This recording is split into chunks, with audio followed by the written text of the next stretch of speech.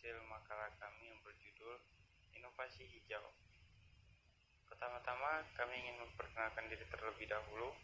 Saya Rijab Alevi, 7173510009, dan saya sebagai moderator. Di sini saya akan menjelaskan mengenai pelaksanaan bisnis hijau, yang dimana pelaksanaan bisnis hijau belum dalam pencapaian yang baik. Masih banyak para pelaku bisnis yang masih berpegang pada ekonomi konvensional. Menurut Mustaminah, saat ini bisnis hijau masih dipahami sangat sempit dan diimplementasikan secara terpotong-potong. Tapi tidak dipungkiri pula terdapat beberapa perusahaan yang belum menerapkan bisnis hijau. Dalam tulisan Sari dan Raharja tahun 2012 menyatakan bahwa berdasarkan pengalaman dari beberapa industri, maka ada 4 alasan yang menjadi penyebab bisnis harus meletakkan masalah lingkungan sebagai aspek yang penting dalam usahanya. Yang pertama adalah lingkungan dan efisiensi. Dengan adanya kesadaran bahwa sumber daya alam, materi dan energi sangat terbatas, maka apapun juga harus dilakukan untuk mengurangi penggunaannya. Yang kedua ada image lingkungan, yang dimana mempunyai sikap positif terhadap lingkungan merupakan suatu hal yang baik untuk dapat menumbuhkan image yang selanjutnya untuk memperbesar market share. Lalu ada yang ketiga, lingkungan dan peluang pasar.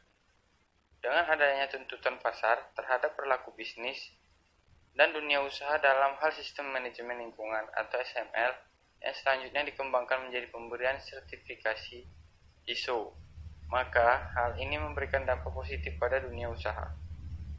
Lalu yang keempat ada ketataan terhadap peraturan lingkungan. Meskipun law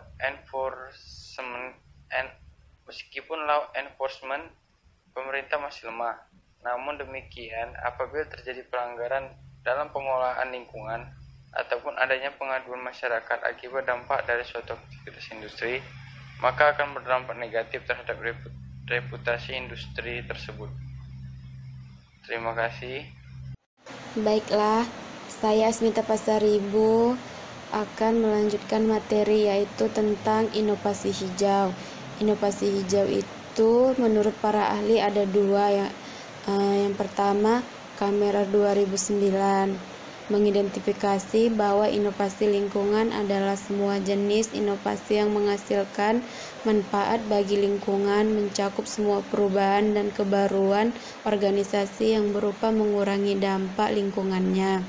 Yang kedua, menurut Chen et al. 2006 mengidentifikasi inovasi hijau sebagai inovasi perangkat keras atau perangkat lunak yang terkait dengan produk atau proses hijau, termasuk inovasi dalam teknologi yang terlibat dalam penghematan energi, pencegahan polusi, daur ulang limbah, desain produk hijau, atau lingkungan perusahaan pengelolaan.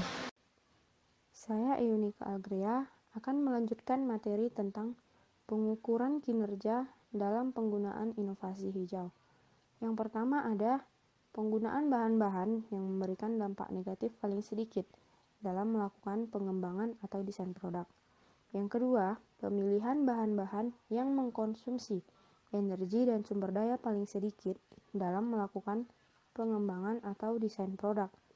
Yang ketiga, yaitu penggunaan jumlah bahan paling sedikit meliputi produk dalam melakukan pengembangan atau desain produk.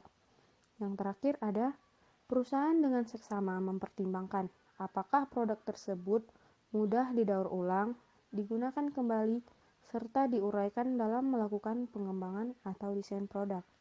Selanjutnya, mengelola inovasi hijau. Perusahaan yang dapat mengelola perubahan secara proaktif dengan menggunakan inovasi hijau menggambarkan adanya hubungan positif antara penerapan strategi inovasi hijau dan kinerja perusahaan secara keseluruhan. Kemampuan organisasi hijau adalah kapasitas organisasi untuk terus menciptakan nilai baru dan kompetensi dalam mengejar inovasi hijau tersebut. Baiklah, saya Ripka Simorangkir akan melanjutkan materi yaitu tentang manfaat inovasi hijau.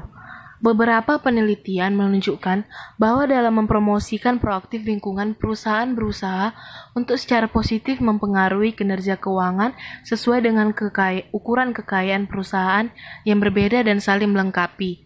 Pengurangan polusi dalam inovasi hijau dianggap dapat menghilangkan proses produksi yang berbahaya bagi lingkungan, mendesain ulang sistem produk, guna mengurangi dampak negatif pada siklus hidup perusahaan, serta mengembangkan produk baru dengan biaya siklus hidup yang lebih rendah. Beberapa perusahaan juga mengakui pentingnya perlindungan lingkungan yang memiliki beberapa keuntungan bagi perusahaan selain manfaat bagi lingkungan. Dengan mengadopsi inovasi ramah lingkungan, baik dalam produk maupun prosesnya, perusahaan mencapai keunggulan biaya serta mendapatkan perhatian pelanggan khususnya dari mereka yang menghargai masalah lingkungan. Dari perspektif yang berbeda, inovasi ramah lingkungan mengembangkan tidak hanya kinerja lingkungan perusahaan, tetapi juga memberikan keunggulan kompetitif.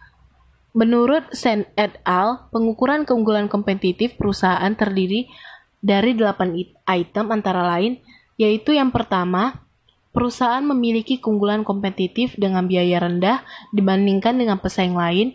Yang kedua, kualitas produk atau layanan yang ditawarkan perusahaan lebih baik daripada produk atau layanan pesaing. Perusahaan lebih mampu melakukan R&D dan inovasi daripada pesaing. Perusahaan memiliki kemampuan manajerial yang lebih baik dari pesaing. Yang keempat, profitabilitas perusahaan lebih baik. Yang kelima, pertumbuhan perusahaan melebihi pesaing. Yang keenam, perusahaan adalah penggerak pertama di beberapa bidang penting dan menempati posisi penting. Dan yang ketujuh, citra perusahaan dari perusahaan lebih baik dari pesaing. NIM 7171210024. Tantangan inovasi hijau. Harga penawaran produk hijau yang masih tinggi menjadi pengaruh yang paling tinggi untuk memutuskan membeli produk hijau. Yang kedua ada kepercayaan. Ketiga, kepercayaan konsumen pada label hijau atau eco-label. Konsumen Indonesia sebagian berpendapat bahwa informasi itu tidak akurat. Yang ketiga, target pasar. Targetnya adalah untuk konsumen yang peduli dengan lingkungan dan rela membayar sejumlah uang untuk membeli produk hijau. Kemudian ada edukasi. Informasi mengenai fungsi, manfaat, serta keunggulan dari produk hijau atau produk yang ramah lingkungan masih rendah, sehingga sebagian konsumen masih enggan membeli produk hijau dengan harga premium.